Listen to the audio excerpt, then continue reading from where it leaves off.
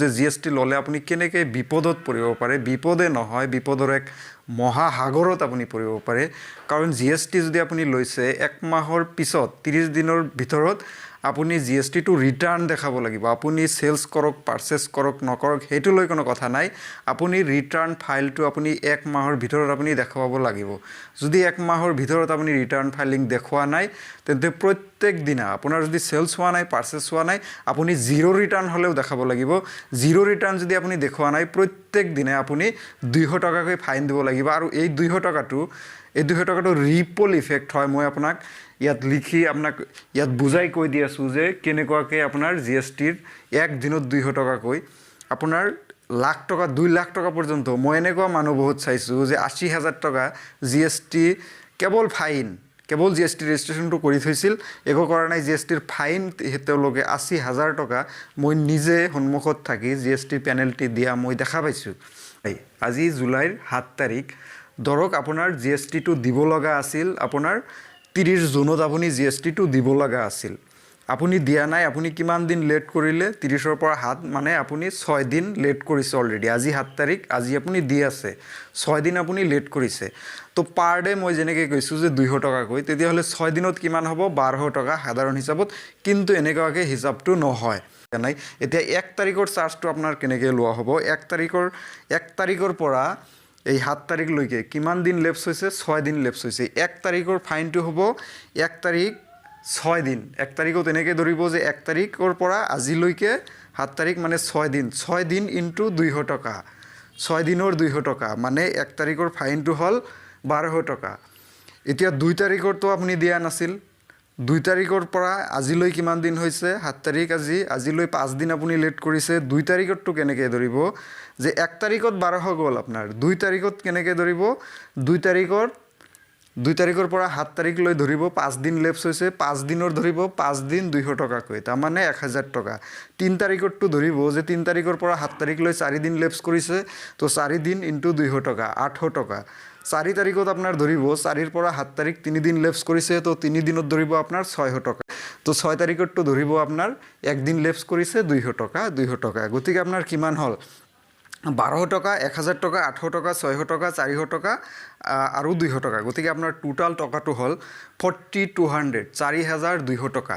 চাওক আপুনি মাত্ৰ আপুনি 6 দিন যদি আপুনি জিএসটি পেনাল্টি দিয়া নাই আপোনাৰ ওপৰত পেনাল্টি চাৰ্জ হৈছে 4200 টকা আপুনি ভাবক যদি কোনোবাই আপোনাৰ 2018 চনত জিএসটি ৰেজিষ্ট্ৰেচন কৰি থৈ দিছে এতিয়ালৈকে একো কৰা নাই তাৰ কিমান টকা উঠিব পাৰে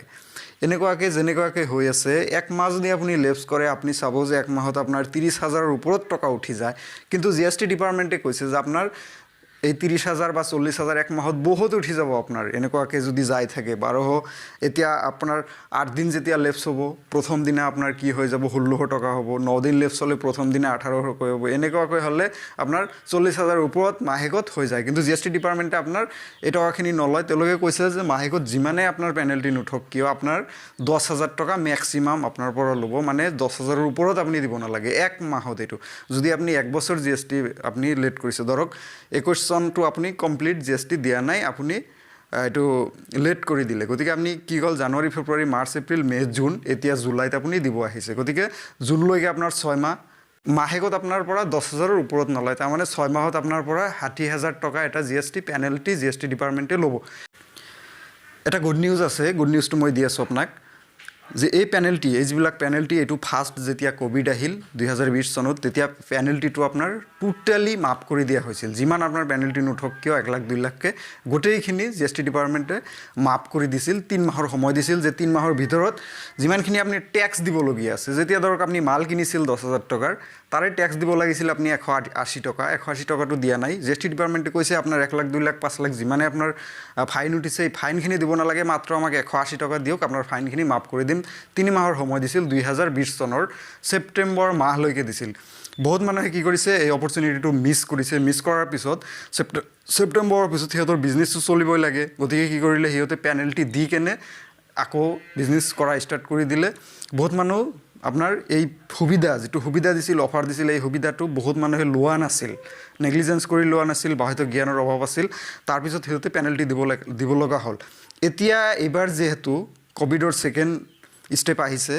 এতিয়া গভৰ্ণমেণ্টে আকৌ এটা আপোনাৰ অফাৰ দিছে সেই অফাৰটো এই আগষ্টৰ 30 তাৰিখলৈকে চলি থাকিব এতিয়া কমপ্লিটলি ফ্ৰী দিয়া নাই এতিয়া কৈছে মাত্ৰ 1000 টকা আপুনি পেনাল্টি পে কৰি যদি আপুনি কোনো ধৰণৰ ব্যৱসায় কৰা নাছিল কোনো ডিলিংছ কৰা নাছিল জিএসটি নাম্বাৰৰ লগত পাৰচেজ সেলছ কৰা নাই জিএসটি নাম্বাৰ দি তেতিয়াহ'লে আপুনি 1000 টকা এটা পেনাল্টি দি আপুনি গোটেইখিনি মাপ পাব পাৰে যিমান পেনাল্টি উঠক মাত্ৰ 1000 টকা পেনাল্টি দিব লাগে আৰু যদি আপুনি কমপ্লিট নীল পৰ্যায়ত আছে যে আপুনি একো কৰাই নাই জিএসটি নাম্বাৰটো ইউজে কৰা নাই তেতিয়াহ'লে 500 টকা এটা পেনাল্টি দি আপুনি গোটেইখিনি মাপ পাব পাৰে এইটো লাষ্ট ডেটটো হৈছে আপোনাৰ 30 আগষ্টলৈকে আছে 30 আগষ্টৰ ভিতৰত যাৰ জিএসটি আপোনাৰ এনেকুৱাকৈ পেনাল্টি হৈছে আপুনি এই পেনাল্টিখিনি কৰি লওক যে মই আৰু এটা ভিডিও বনাইছিলোঁ জিএসটি সম্বন্ধে সেই ভিডিওটো আপোনালোকে চাই ল'ব জিএসটি দুটা ধৰণৰ আছে এটা হৈছে নৰ্মেল এটা হৈছে কম্পজিশ্যন এই বৰ্তমানো আপোনাৰ এপিডিচিএলৰ কাৰণে বহুত মানুহে জিএসটি এপ্লাই কৰাটো স্বাভাৱিক কথা যিহেতু এপিডিচিএলত জিএসটি নাম্বাৰ লাগে বহুতে হয়তো নিজে নিজে জিএসটি নাম্বাৰ এপ্লাই কৰি আছে কিন্তু সিহঁতে গম নাপায় যে নৰ্মেলটো কি বা কম্পজিশ্যনটো কি মই ভিডিও বনাই দিছিলোঁ ভিডিওটো চাই ল'ব আপোনালোকে নৰ্মেল কি কম্পজিশ্যন কি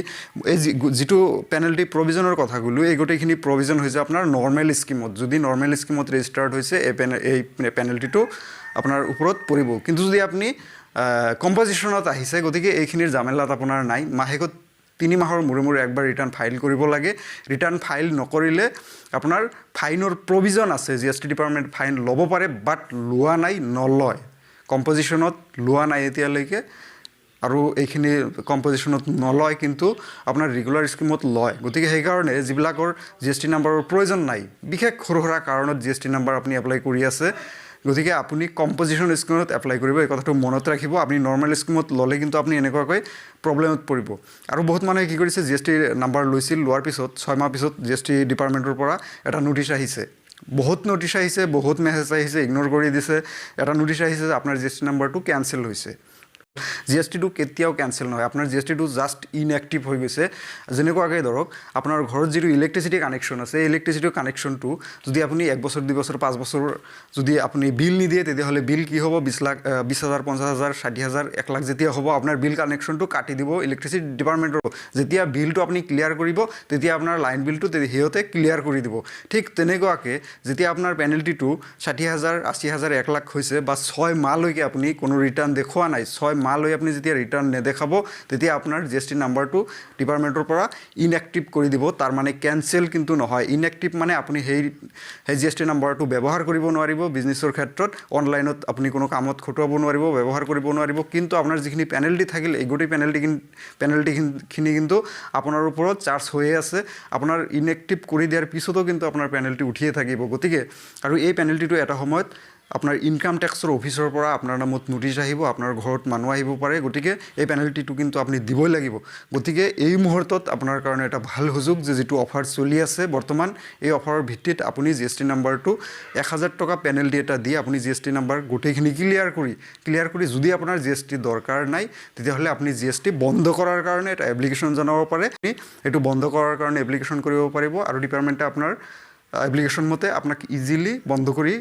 দিব যেতিয়া আপোনাক বন্ধ কৰি দিব তেতিয়াহে আপুনি নিৰাপদ হ'ব যদি কিবা জানিবলগীয়া আছে নিশ্চয় সুধিব পাৰিব ধন্যবাদ